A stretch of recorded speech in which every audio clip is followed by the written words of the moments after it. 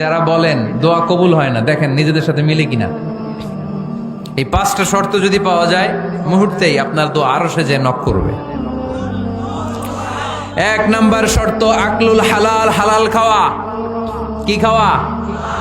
আমরা দুইটাই খাই,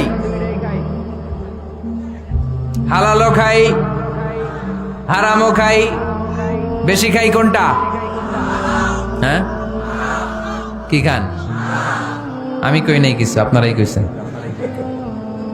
নিজের উত্তরে নিজে ধরা না। হারাম খেলে তো দোয়া কবুল হয় না। লা ইয়াদখুলুল জান্নাতা জাসাদুন গুযিয়া বিল হারাম।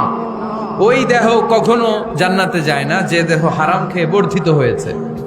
কেন দোয়া কবুল হয় না? মিলিয়ে নেন নিজের জীবনের সাথে, জাস্ট একটু মিলিয়ে নেন, খেয়াল করেন। আকলুল হালাল এক নাম্বার শর্ত। ইউর ইনকাম শুড বি হালাল, ইউর ফুড শুড বি হালাল, ইউর ড্রিঙ্কস শুড বি হালাল, ইউর ফ্ল্যাট শুড বি হালাল, your bank balance should be হালাল। চিল্লায় বলেন ঠিক কিনা? এক লোক কাবার চারপাশে শুধু দোয়া করে, ইয়া রব, ইয়া রব, ও আমার রব, তুমি আমারে মাফ করে দাও, তুমি আমারে মাফ করে দাও। এই সাহাবীর কান্নাকাটি দেখে, এই লোকের কান্নাকাটি দেখে অন্য সাহাবারা বলল, আজকের সব সওয়াব এই লোকে নিয়ে যাবে। সব সওয়াব তো আজকে উনার। এর দোয়া কবুল। আল্লাহর হাবিব বললেন, ওয়া মাতআমুহু হারাম, ও যা খায় হারাম খায়। ওয়া মাশরাবুহু হারাম, যা পান করে হারাম। মালবাসুহু হারাম, তার ড্রেস আপ এটা হারাম টাকা থেকে আসে। ফা আন্না ইউস্তাজাবু লাহু, কেমন করে আল্লাহ ওর দোয়া কবুল করবে? আল্লাহ ঠেকা পড়ছে নাকি? ইন্নাল্লাহা তাইয়্যিব লা ইয়াকবালু ইল্লা তাইয়্যিবা। আল্লাহ নিজে পবিত্র, আল্লাহ পবিত্র ছাড়া কোনো অপবিত্র জিনিস গ্রহণ করেন না। জিহাদের ময়দানে একজন সাহাবী ছিল, সর্বপ্রথম তীর মেরেছিল। নাম কে বলতে পারবে? সাদ বিন আবি ওয়াক্কাস রাদিয়াল্লাহু তাআলা আনহু। উনি একবার আল্লাহর হাবিবকে বললেন, ইয়া রাসূলুল্লাহ, উদু আল্লাহ আইয়াজআলানি মুস্তাজাবাদ দাওয়া।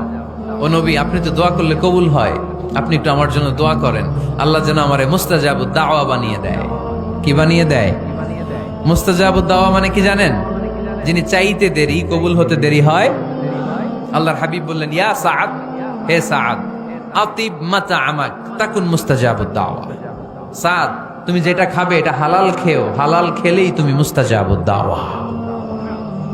সুবহানাল্লাহ পড়বেন না?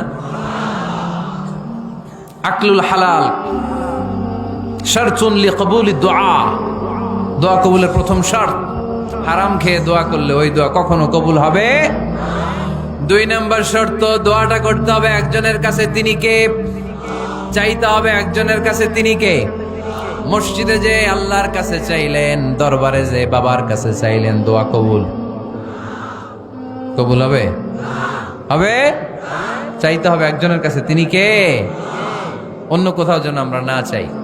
মাজারে যে যাওয়া যায় না, মাজার জিয়ারতের জন্য যাবেন, যে সালাম দিবেন, নিজের জন্য দোয়া করবেন, কবরে শুয়ে থাকা লোকটার জন্য দোয়া করবেন। ওখানে কিছু চাওয়া যাবে? চাইবেন কার কাছে? দুইটা গেল শর্ত। তিন নাম্বার, ইয়াকিন থাকতে হবে যে আমার দোয়াটা কবুল হচ্ছে।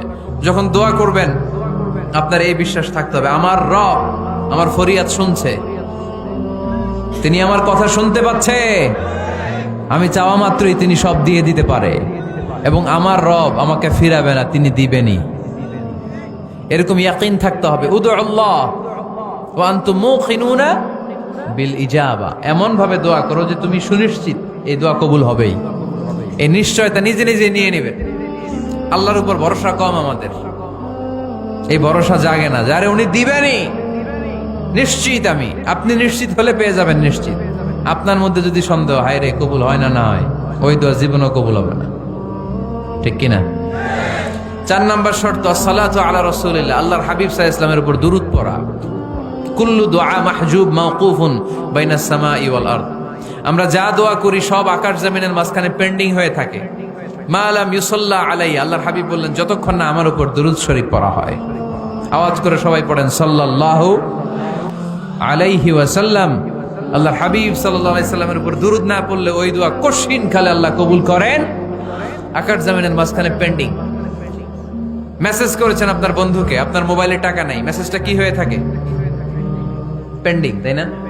যখনই টাকা ঢুকাবেন সাথে সাথে সেন্ট, আপনার সব দোয়া পেন্ডিং হয়ে আছে আকাশ, আজকে দুরুদ করে দিবেন, সব সেন্ট মুআল্লাক, সব ঝুলে থাকে। মাহজুবুন মুআল্লাকুন বাইনা সামাই ওয়াল আরদ। মনে থাকবে ভাইরা। 5 নাম্বার সর্বশেষ শর্ত হলো মুওয়াফাকাতুদ দুআই বিদ-দাওয়াব। শুধু দোয়ায় কাজ হয় না, দোয়ার সাথে মাঝে মাঝে দাওয়ারও দরকার আছে না নাই? দোয়াও লাগবে, দাওয়াও লাগবে, ঠিক কিনা? আপনার ছেলের জন্য আপনি দোয়া চাইতে আসলেন, হুজুর দোয়া করেন। অনেকে কলম নিয়ে আসে আমাদের কাছে, কলম। আমি ভাবছি আমারে গিফট করবে, পরে কয় না, গিফট না, ফুদিয়া দেন, ফুদিয়ে দেন। কেন? আমার ছেলের পরীক্ষা, আপনার ফু পাইলে গোল্ডেন এ প্লাস। আমি কই সর্বনাশ, লেখাপড়া না করলে ডবল জিরো পাবে, দোয়ায় কাজ হবে না। আগে পড়াশোনা করতে হবে, তারপরে দোয়ায় কাজ হবে, ঠিক কিনা? দোয়াটা ভ্যালিউ অ্যাড করে, ইট অ্যাডেড দ্য ভ্যালিউ। কিন্তু আগে লাগবে লেখাপড়া, আগে লেখাপড়া। অসুস্থ হয়েছেন, খালি দোয়া চাইতেছেন, চিকিৎসা নেয়া বড় সুন্নাহ। আল্লাহর হাবিব সাল্লাল্লাহু আলাইহি ওয়াসাল্লাম অসুস্থ হলে চিকিৎসা নিতেন, সুবহানাল্লাহ পড়েন। দোয়ার সাথে দাওয়া লাগবে। এক ছেলে পীর সাহেব হুজুরের কাছে দোয়া চাইছে, হুজুর আমার সন্তান নাই, আল্লাহ যেন একটা ছেলে দেয়, দোয়া করেন। হুজুর দোয়া করছে, ছেলে হয় নাই। পরের বছর আবার দোয়া, হুজুর দোয়া করেন আল্লাহ যেন ছেলে দেয়, ছেলে হয় নাই। তৃতীয় বছর আইসা বলে, হুজুর দোয়া করেন, ছেলে হয় নাই। পীর সাহেব হুজুর মনে মনে কয়, ঘটনা কি? ওর ছেলে হয় না কেন? জিজ্ঞেস করলো, বাবা তুমি কি বিয়ে করছো? কয় না, বিয়া তো করি নাই। পীর সাহেব হুজুর বললেন, আগে বিয়েটা তো করবি, তারপরে না সন্তান। তো বিয়ের পর্বটা তো সারো, তবেই না সন্তান পাওয়া যাবে, ঠিক কিনা? দোয়ার সাথে দাওয়া লাগে। আল্লাহর হাবিব সাল্লাল্লাহু আলাইহি ওয়াসাল্লামের আঙ্গুলে একবার বিচ্ছু পোকা কামড় দিল, প্রচন্ড ব্যথায় বিশ্বনবী কাতরাচ্ছেন, রেগে গেলেন আর বললেন, ও বিচ্ছু, মানুষও চিনোস না, নবীও চিনোস না, কোথায় কামড় দিবি, জায়গা পেলি না। কিন্তু বিশ্বনবী ব্যথা পাচ্ছেন। আম্মা জান আয়েশাকে বললেন, রাদিয়াল্লাহু তাআলা আনহাকে বললেন, লবণের পানি নিয়ে আসো, গরম দাও, ঢালো। উনি আরাম পাচ্ছেন, আর সূরা ইখলাস পড়ে ফু দিতে লাগলেন, ফাতিহা পড়ে ফু দিতে লাগলেন।